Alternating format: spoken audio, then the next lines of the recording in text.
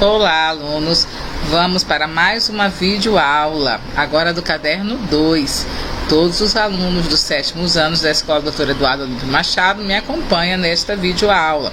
Pegue sua atividade e vamos responder juntinhos, ok? Vamos começar falando sobre reforma religiosa, né? E quando falamos sobre reforma religiosa, nós vamos falar sobre vários personagens que envolveram a reforma religiosa, mas alguns foram bem importantes, como por exemplo Martinho Lutero. Martinho Lutero, ele era filho de um casal humilde, ele cresceu num ambiente religioso, mas ele não era um padre, né? Ele estudava na universidade, fazia uma faculdade de Direito, mas numa das suas visitas aos pais, ele sofreu um acidente, ficou entre a vida e a morte, e ali ele fala que se Deus realmente existisse e salvasse ele se tornaria um monge. Como ele se curou, ele acreditava firmemente que a salvação se dava pela fé e não pelas obras, como era pregado pela Igreja Católica Medieval.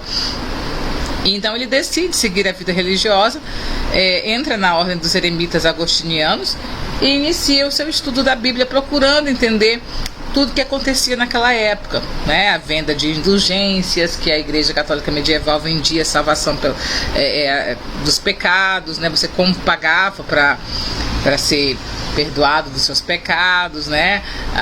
E uma série de outras coisas que Martinho Lutero não concordava porque ele não achava na Bíblia, né? Bom, e daí, com seus estudos, o Martinho Lutero, ele desenvolveu 95 ideias ou teses de como melhorar a Igreja Católica. Essa era a ideia dele inicialmente. Ele não era contra a Igreja. Ele só achou que tinha alguns erros que ele poderia resolver. E aí ele vai e escreve essas 95 teses e resolve levar para o Papa, que não o recebe, né? Que até o ameaça de excomungão. E aí ele acaba pregando essas 95 teses na porta da Capela de Wittenberg. Fato este conhecido como um protesto, por isso que a igreja que vai surgir depois disso é chamada de Igreja Protestante. Aqui nós vamos ver alguns fragmentos das teses de Martinho Lutero. Por exemplo, erram, portanto, os pregadores de indulgências que afirmam que a pessoa é absolvida de toda pena e salva pelas indulgências do Papa. Esse é o 21, olha o 43. Deve-se ensinar aos cristãos que, dando ao pobre ou emprestando ao necessitado, procedem melhor do que se comprassem indulgências. Aqui, o que Martinho Lutero está falando? Ele está dizendo que o perdão dos pecados não tem nada a ver com o pagamento, com a troca em dinheiro, né? Isso que ele está falando. E foi muito interessante as teorias de Martinho Lutero. Bom, mas não era só Martinho Lutero que estava interessado com que a igreja reformasse, porque naquele tempo a igreja ela mandava em tudo, ela mandava no rei, no comércio, em tudo. Então a burguesia, que são os comerciantes, também decidiram apoiar, né, o fortalecimento do poder do rei para acabar com o poder da igreja, que a gente chama isso de centralização monárquica, ou absolutismo, quando o rei tem todo o poder sem precisar ser mandado, vamos dizer assim, pela igreja. E a burguesia mercantil, ela vai ajudar porque o absolutismo ou a centralização do poder na mão do rei vai favorecer muito a burguesia, né? Muitas atividades comerciais, vai melhorar muito para os comerciantes. E aí eles vão fazer empréstimos, doações e assim por diante. Em troca, eles ampliariam as suas atividades comerciais. A nobreza também vai apoiar o rei, mas é porque a nobreza estava empobrecida por causa da crise econômica que atingiu a Europa. E aí ela passa a depender de favores do rei, então é melhor apoiar o rei.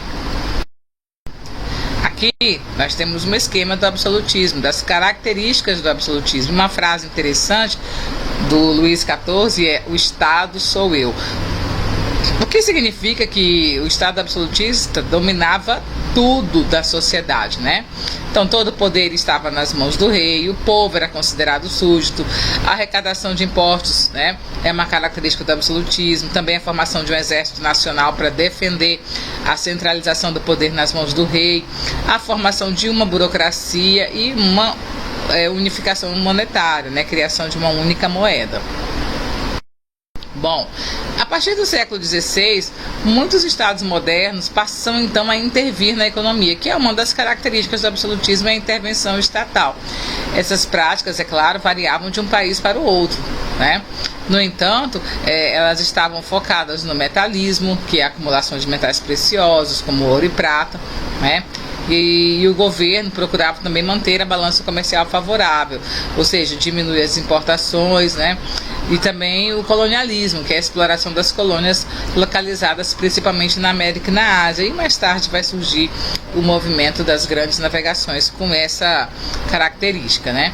E esse texto que a gente leu é um conjunto de práticas econômicas marcada pela intervenção do Estado na economia. E isso nós chamamos de absolutismo.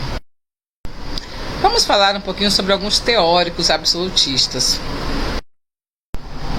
Bom, Nicolau Maquiavel foi um filósofo que nasceu em Florença, na época o Estado era separado da Itália, desenvolveu muitos aspectos relevantes acerca da política, da manutenção do poder, né, de como conquistar e manter o poder na mão do rei. E é extremamente fascinante as obras que ele vai escrever sobre como um rei deve manter o poder em suas mãos. Um outro teórico era Thomas Hobbes, que acreditava que a filosofia devia se basear em raciocínio e não em ideias e princípios religiosos. Portanto, ele defendia a razão. Acreditava que por meio da experiência o homem poderia aprender qual é a melhor época do ano para plantar, por exemplo, e não ir lá na igreja perguntar para a igreja se tinha algo errado quando a plantação era perdida por causa de um temporal, por exemplo, né? Então ele dizia que a observação faz com que o homem aprenda, use a razão para decidir tudo. Então, com base na sua experiência, ele planta no presente para poder colher no futuro, né? Interessante essas características de Thomas Hobbes. Outro teórico pensador é o Jacques Rousseau, né? Ele tem uma obra chamada Política segundo as Sagradas Escrituras.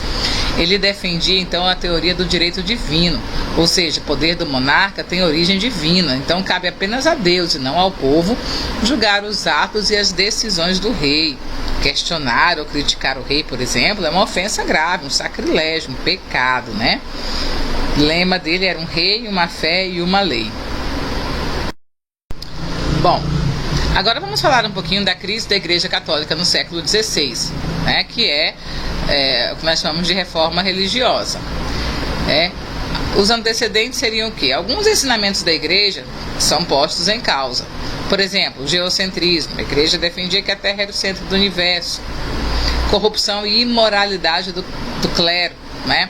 Vida imoral, tinham muitas mulheres, muitos filhos, contrariando o voto do celibato, além de ostentar muito luxo, não ter vocação para o clero, fazer coisas que não estão na Bíblia, por exemplo, comercializar salvação, comercializar perdão e assim por diante, né?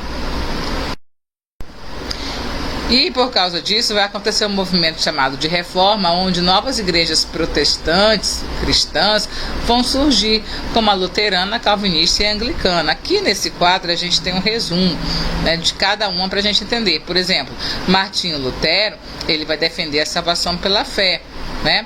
No culto ele defende a leitura da Bíblia para todo mundo, inclusive traduzida, que antes a Bíblia não era traduzida, ela era só em latim, Bíblia, e a Bíblia era lida assim de costas para o povo, né, em latim, ninguém entendia nada, mas ele fala que a Bíblia tem que ser traduzida, o sermão e a Eucaristia também acontecer. Já o João Calvino, ele também defendia a salvação pela fé, mas também falava da predestinação. Ele dizia que o homem já nasce salvo ou não. O que vai depender da riqueza do homem. Se o homem fosse rico, já estaria salvo. Se fosse pobre, ele teria que trabalhar para garantir a sua salvação. Também defendia a leitura da Bíblia, sermão e Eucaristia. Já Henrique VIII, que também defendia a salvação pela fé, na verdade, no culto ele vai fazer a supressão da missa, mas ele vai manter tudo o que existia de cerimônia da Igreja Católica, porque de fato o que Henrique VIII queria mesmo era a liberdade política e casar-se novamente, coisa que a Igreja Católica não permitia, tá? Bom, A reforma protestante, ela vai obter força na Europa porque ela foi fortemente apoiada pela burguesia, que é uma classe que estava crescendo muito, que eram os comerciantes. Eles queriam se livrar das antigas tradições da nobreza absolutista, da Igreja Católica e assim por diante. Os nobres também passam a apoiar o rei porque estão dependendo de favores reais, já que eles estão pobres, né, empobrecidos, tá? E os camponeses, eles vão buscar liberdade, vão buscar principalmente por causa, né, do que eles sofriam na época do domínio forte da Igreja Católica. E na época da Guerra Camponesa é isso que vai acabar acontecendo, né? Alguns emergentes reformistas camponeses vão brigar pela liberdade e também influência política. Um outro reformista importante é o Henrique VIII. Né? O Henrique VIII, ele vai criar um ato chamado Ato de Supremacia, que vai confiscar todas as terras da Igreja Católica na Inglaterra. E vai formar também, com certeza, né, isso vai enfraquecer a Igreja Católica na Inglaterra. Ele expulsa a Igreja Católica da Inglaterra e no lugar da Igreja Católica ele cria a Igreja Anglicana. E se declara líder, o Papa da Igreja Anglicana. A importância desse ato é que ele tirou a Igreja Católica do jogo, criou a religião dele. Agora ele poderia se casar novamente, poderia se apropriar das terras, dos bens da igreja e isso aumentaria o seu poder absoluto. Claro que a Igreja Católica não vai ver tudo isso acontecer e ficar de braços cruzados, né? Ela vai também entrar no movimento e quando ela entra no movimento, ela contra-ataca, né? Esse momento vai ser chamado de contra-reforma. Então ela estava passando por uma crise muito forte e, né, nesse momento o protestantismo e as outras religiões que estavam surgindo estavam ganhando muita força. E para tentar barrar esse crescimento, o avanço do protestantismo, né, por exemplo, o Papa, que na época era o Paulo III, convocou uma reunião na cidade da Itália chamada de Concílio de Trento, porque aconteceu na cidade italiana de Trento, tá? E nessa reunião ele vai discutir as ações que deverão entrar em execução para barrar este movimento. Claro, né, por causa do avanço do protestantismo, então a igreja iniciou um movimento de reorganização chamado de Reforma Católica e Contra-Reforma. Então vai reafirmar a doutrina tradicional, com certeza, mas vai moralizar os costumes do clero, né? Vai combater todas as formas de heresia e o combate vai ser cruel, porque eles vão trabalhar com a Santa Inquisição, né, que eles vão prender, punir, queimar na fogueira, matar mesmo aqueles que são considerados hereges, o Index, que é a lista de livros proibidos, e também a Companhia de Jesus. A Companhia de Jesus foi uma ordem religiosa, fundada em 1540 pelo padre Inácio de Loyola. Era conhecida porque eles eram uma companhia com uma formação e uma disciplina muito rígida, né, que era imposta a todos os seus membros, todos os que faziam parte dessa companhia. E a sua atuação ficou muito forte nos países, principalmente do Novo Mundo, na América, porque eles vão divulgar o catecismo, eles vão catequizar os índios, por exemplo, os nativos, etc., né? E também dirigir muitas universidades e colégios espalhados por toda a Europa. Vamos falar um pouquinho sobre renascimento cultural agora. Bom, características do renascimento. No Renascimento, a razão e a natureza passam a ser valorizadas com grande intensidade. Também vai valorizar a cultura greco-romana, da Antiguidade Clássica. O homem renascentista passa a utilizar métodos experimentais e de observação da natureza e do universo. E os artistas do Renascimento vão ver o mundo como a expressão mais grandiosa de Deus. Então, agora, o homem passa a ser o principal personagem, que é o antropocentrismo, no lugar do teocentrismo.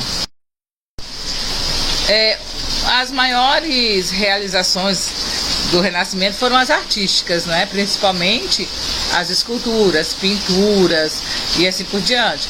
E as 4 principais inovações na pintura foram o uso da pintura com a tinta a óleo, o uso de luz e sombra, configuração em pirâmide e o uso da perspectiva. Se nós olharmos aqui para o quadro Mona Lisa de Leonardo da Vinci, nós vamos ver uma pintura a óleo, com o uso de muita sombra e luz, né, no próprio rosto dela. Nós vamos ver sombra no pescoço, na testa, na pintura em si, o uso da iluminação para favorecer a pintura, para dar vida, movimento e assim por diante. Se olharmos nessa outra obra, que é a Escola de Atenas, nós vamos ver uma característica muito interessante, que é a perspectiva, essa noção de profundidade. Essa obra, ela está pintada em uma tela plana, mas se nós olharmos, dá a impressão que ela está em 3D, né, tridimensional. Dá pra gente entrar dentro da tela, né? Também tem a composição geométrica em pirâmide, onde as figuras são representadas seguindo assim, esquemas geométricos, tá vendo? Isso transmite equilíbrio. Nessa obra aqui, com essa Madonna, que é uma mãe com 2 crianças, ele está seguindo o estilo da pirâmide. Aqui do lado a gente tem como comparar. Olha, essa obra aqui, inicial, sem sombra, sem luz, sem nada, né, sem movimento, é uma obra da época medieval. Já do outro lado é uma pintura renascentista a óleo. E se observar, tem aqui a composição de uma pirâmide também. Vamos entender, vamos comparar aqui os valores medievais e os renascentistas. Olha, na Idade Média predominava o teocentrismo, Deus é o centro de tudo, mas no Renascimento não, passa a ser o antropocentrismo, o homem passa a ser o centro de tudo. Na Idade Média, a influência era cristã, mas no Renascimento a influência é a clássico greco-romana. Eles vão voltar nas civilizações da antiguidade, tá? E vão buscar ali medicina, tratamento, um monte de coisas interessantes, né? Na época da Idade Média defendia-se o dogmatismo, mas no Renascimento não, é o espírito crítico, o uso da razão, o uso da ciência, da experimentação, né? A Idade Média já batia muito em cima do pessimismo, Renascimento é otimismo. A Idade Média, coletivismo, mas no Renascimento não, é o individualismo. Na Idade Média, todas as artes tinham temas religiosos, mas no Renascimento não. Vai ser utilizado tudo que é tipo de temas, inclusive temas pagãos, e o uso de perspectiva, que é aquela técnica que nós mostramos ainda há pouco. Na arquitetura da Idade Média, ela era utilizada só para defesa, então ela era escura, ela era pesada, mas no Renascimento não. A arquitetura é mais leve, ela é mais iluminada, ela é bem diferente. Bom, gente, é isso aí. Até a próxima aula e um beijo da Prof.